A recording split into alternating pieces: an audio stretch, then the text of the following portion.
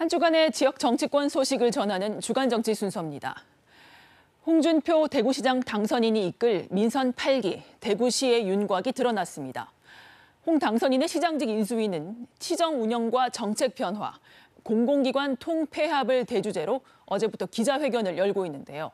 먼저 어제 유사 중복부서의 통합과 공약 이행 직속기관의 신설, 그리고 개방형 직위 확대 등이 발표됐습니다. 오늘은 50대 공약 가운데 통합 신공항과 후적지 개발 등 7대 핵심 과제도 추려졌습니다. 이제 마지막 남은 내일 공공기관 통폐합안에 관심이 쏠리고 있는데요.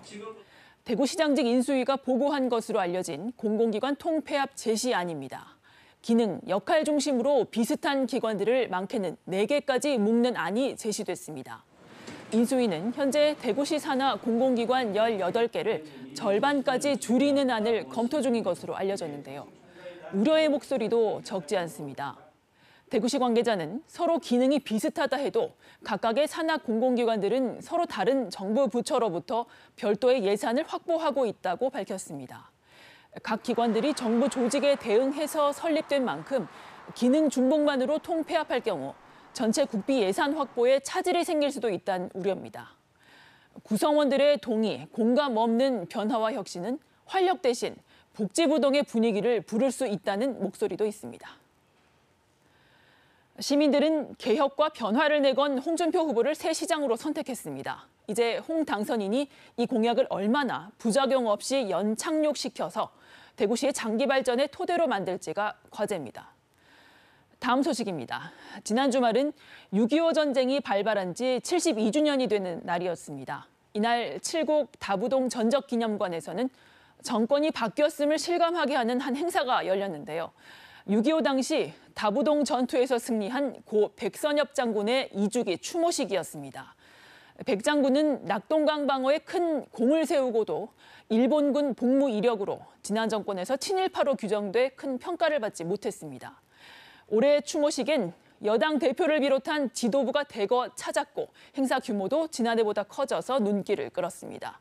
하지만 이보다 더 눈길을 끈 건 이 자리에서 드러난 국민의힘의 내홍이었습니다. 이날 행사에는 국민의힘 이준석 대표와 안철수 의원이 나란히 참석했습니다. 두 명이 함께 나타난 건 지난 14일 의원총회 이후 2주 만인데요. 그간 국민의당 몫의 최고위원 추천권을 두고 둘 사이 갈등의 골이 깊어져 있었죠. 특히 직전엔 이 대표가 자신과 대립각을 세우는 안 의원을 이른바 윤핵관과 싸잡아 비난하는 듯한 글을 올리고 안 의원 측이 이 대표의 성상납 의혹 관련 윤리위 처분건을 언급하며 맞대응하기도 했습니다. 이런 상황을 의식한 듯 좌석 하나를 건너뛴 채 앉은 둘은 내내 냉랭한 분위기였습니다. 최고위원 추천권으로 안 의원과 절충점이 있는지를 묻는 기자들의 질문에 이 대표는 이렇게 말했습니다.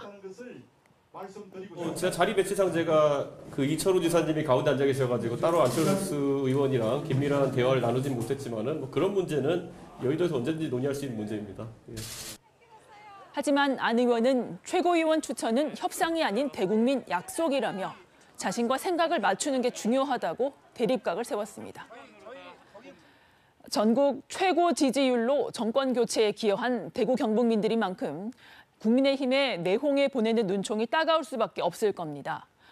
실제 추모식의 일부 참석자들은 이 대표를 향해 고성으로 욕설을 퍼붓기도 했는데요.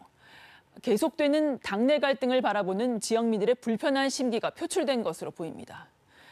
경제 위기로 인한 민생 현안이 산적했지만 국회는 원구성도 못하고 있죠. 기대를 업은 지지율도 성과에 따라서 얼마든지 바뀔 수 있음을 여야가 모두 명심해야 할 것 같습니다. 지금까지 주간정치였습니다.